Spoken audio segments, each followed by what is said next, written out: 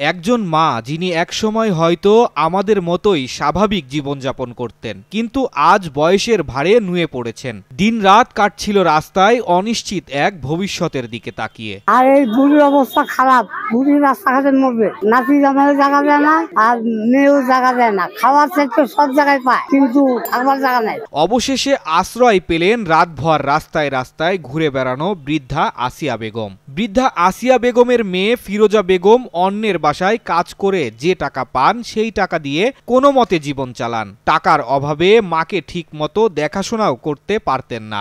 আমি কখনোই চাই না বলে আমার নানি যেন বৃদ্ধাশ্রমে যায়, আমি কখনো চাইনি বলে এই দিনটা আসবে আমার। যেহেতু আমার নানি আমাকে ছোট থেকে মানুষ করছে, আমি চাই বাসায় থাকুক, কিন্তু বাসায় যেহেতু এত আমার অভাব, তার কষ্ট, যে সে যে জায়গায় গেলে ভালো থাকবে, আমিও চাই সেই জায়গায় গেলে ভালো থাকে।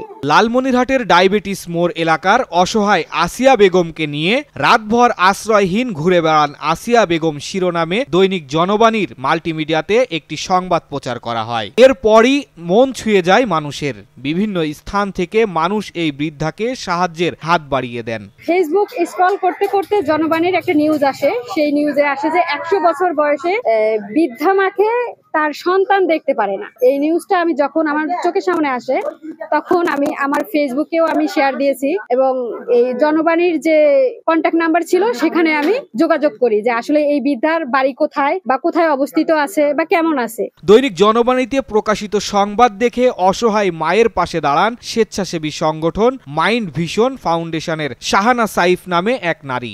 অসহায় মানুষের পাশে দাঁড়ানো ইমানি দায়িত্ব বলে মনে করেন তিনি। সত্যি অসাধারণ, মানে এই কাজগুলো করতে এসে আমার যে মানসিক শান্তি পাই, যে করে নাই সে একবার আসুক এই জায়গাগুলোতে। আমি এখানে আসছি, রোজা রেখে আসি এখানে, কিন্তু পানির পিপাসা লাগছে, তারপরও মনে হচ্ছে না যে আমি ক্লান্ত।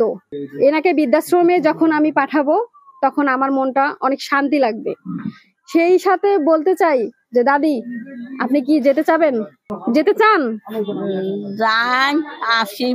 অসংখ্য ধন্যবাদ জানাই জনবাণীকে যে এরকম নিউজগুলা আমাদের যে চোখের সামনে তুলে ধরছে। সংবাদ প্রকাশের পর শাহানা সাইফ নীলফামারীতে নিরাপদ বৃদ্ধাশ্রমে কথা বলে বৃদ্ধ মায়ের থাকার ব্যবস্থা করেন। পাশাপাশি তার জন্য কিছু উপহার সামগ্রীও পাঠান, যেগুলো পেয়ে বেজায় খুশি হন অসহায় বৃদ্ধা।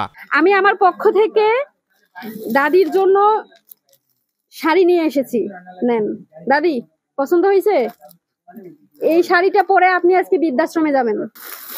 আরো একটা শাড়ি আছে, এইটা সবসময় পরবেন।